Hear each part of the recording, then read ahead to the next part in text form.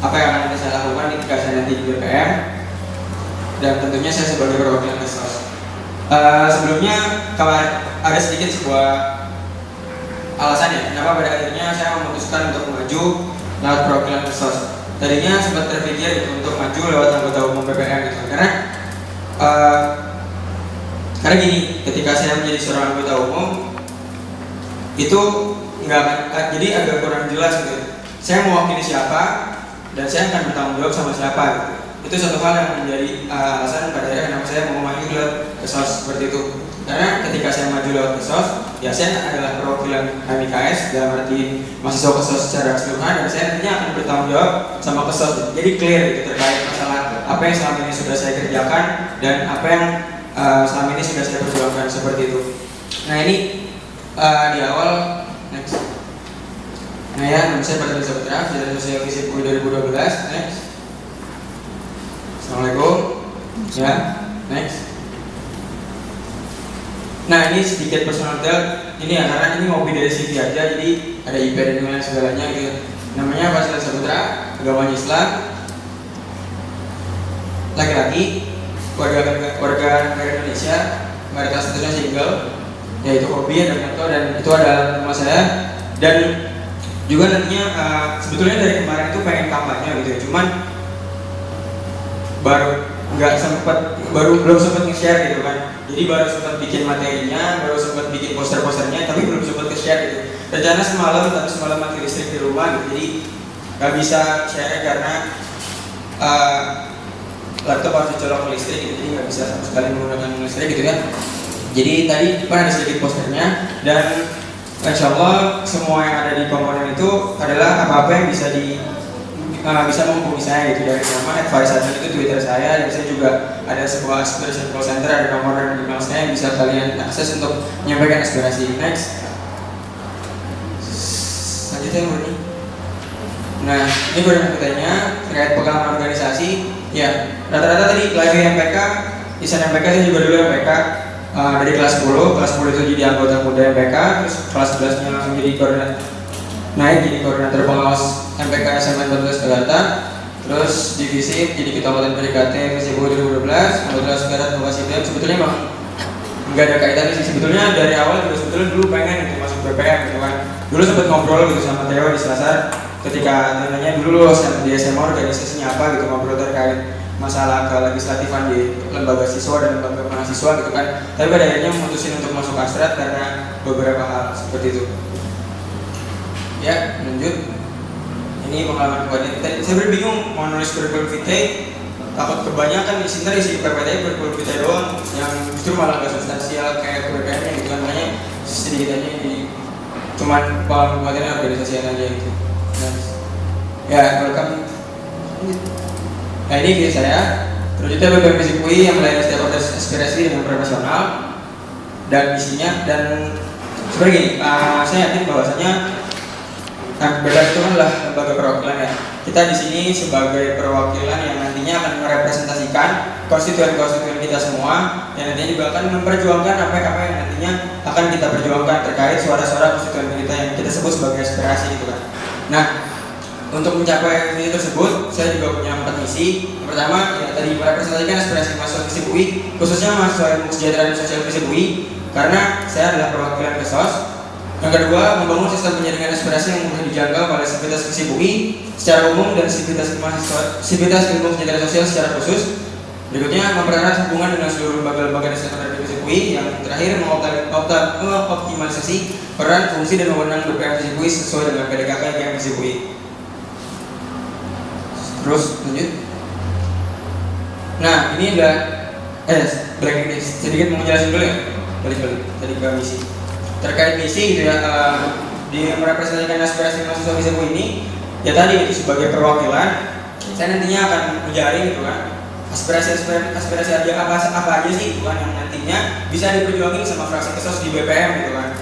Mungkin tadi ya beberapa banyak yang sudah kita sebutkan di sini itu adalah aspirasi Kesos gitu kan. Aspirasi yang selama ini yang kalau menurut saya itu selalu berulang gitu, terkait permasalahan kita di tingkat FISIP itu ketika di olimpiade di tingkat FISIP gitu kan, seringkali kita merasa dizolimi gitu karena jumlah kita yang sedikit itu. Tapi percayalah, uh, saya sama sekali nggak pernah merasa inferior gitu sebagai mahasiswa FISIP gitu ya, mau dimanapun gitu. Terus saya nggak pernah sama sekali, selama ini memang saya nggak pernah main di HRM IKS. Sebetulnya sekarang juga staff sih, sebetulnya diminta bantuan sama Wakadep. Tapi ya selama ini saya selalu melihat kesos dari luar, dari kacamata luar kita gitu. Ya, saya melihat kalau di lembaga saya gitu, yang kemarin saya geluti di FSI, FISIP UI gitu kan, justru di situ banyak sekali yang ilmu kesejahteraan sosial yang punya posisi-posisi yang hebat gitu. Di tahun-tahun sebelumnya pernah gitu ada seorang ketua FSI yang dari bukan ketuanya, wakil ketua FSI yang dari ilmu kesejahteraan sosial gitu. Dan bahkan seringkali di tahun ini juga banyak gitu, ada di beberapa kadep dan ada staf-staf juga yang ada di sana gitu. Dan tadi ketika kita melihat FISIP secara utuh, maka sebetulnya kita nggak selalu melihat FISIP itu selalu berada di bawah gitu. Kita lihat kan Miranda gitu, saat itu dia menjadi Mapres nomor 2. Itu kan sebuah pencapaian yang luar biasa gitu. Nah, terus membangun sistem penjaringan selama ini nggak ada gitu, sebetulnya sistem aspirasi, cuman mungkin yang selama ini dijalankan masih belum optimal gitu. Makanya perlu dievaluasi dan dibangun kembali gitu kan. Makanya ya saya harapkan nanti ketika kita semua perwakilan yang pada akhirnya nanti maju menjadi wakil kesos di BPM, kita harus jadi orang-orang yang paling mudah untuk dihubungi gitu, terkait bagaimana ketika teman-teman di lapangan nanti teman-teman dari IKS menemukan hal-hal yang justru itu sangat merugikan gitu HRM secara internal, bisa disampaikan gitu. Gak mesti lewat akun BPM FISIP UI yang mungkin nanti admin kan pasti nunggu adminnya ada dulu baru bisa dibalas gitu, tapi teman-teman bisa menghubungi kami secara personal gitu kan, seperti itu. Dan bahkan harusnya semua perwakilan harus bisa dihubungi secara pribadi juga gitu.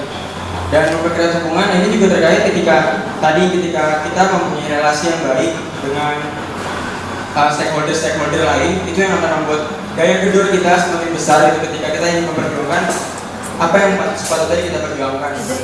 Mengenai peran fungsi tadi kan ada, kita punya banyak BPM itu punya banyak hak gitu. Bahkan sepengetahuan saya dari malam ngotak-ngatik PDKK Mandiri 2012, sebetulnya kita punya hak budget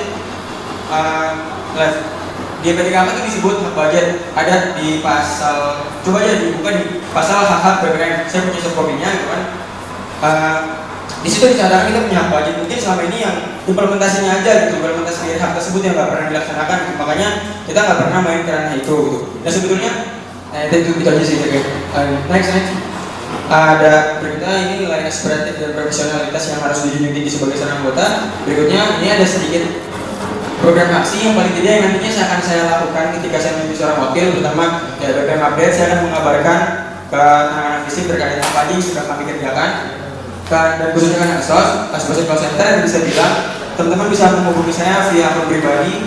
Dan revitalisasi Forbama tahun ini ada mengalami sedikit stagnasi, dan mungkin itu juga yang membuat kita kesos menjadi kesulitan memiliki posisi tawar gitu. Ketika di Forbama sendiri kita nggak punya, bukan bergerak posisi, tapi aktifnya Forbama tahun ini yang mempengaruhi, sedikit banyaknya mempengaruhi dinamika kemahasiswaan saat ini, turun lapangan terkait penilaian BEM, monitoring dan evaluasi kinerja FISIP, dan terakhir report PDKP ke FISIP UI. Karena 2 tahun terakhir ini mahasiswa FISIP UI itu nggak pernah kenal sama namanya PDKK. Dulu angkatan saya dan angkatan terakhir yang di PSAK itu dijejelin sama PDKK, kita disuruh bikin analisis PDKK. Tapi sekarang enggak gitu. Bahkan yang parahnya lagi di Forbama tahun ini, sepengetahuan saya ngobrol dengan ketua-ketua lembaga, nggak ada yang namanya presidium gitu kan. Dan pembahasan di Forbama itu seringkali hanya seputar ketika mau ada PSAK dan mau pemira gitu kan. Jadi itu gitu. Makanya dalam arti ini ribuan PDKK ini maksudnya targetnya adalah kita bisa men, kita bisa dan yang paling masalah dalam PDKK ini adalah sebetulnya Dekana belum mengakui adanya, belum mengakui dan belum mengesahkan keberadaan PDKK ini seperti itu. Dan nantinya ini dengan PDKK ini sebetulnya kita sebagai anak kesos bisa banget gitu menggugat apa-apa yang harusnya bisa kita dapatkan seperti itu. Ya mungkin itu aja presentasi terkait gagasan saya terkait apa yang nantinya akan saya kerjakan ketika saya menjadi seorang perwakilan kesos di BPM FISIP UI. Terima kasih. Assalamualaikum warahmatullahi wabarakatuh.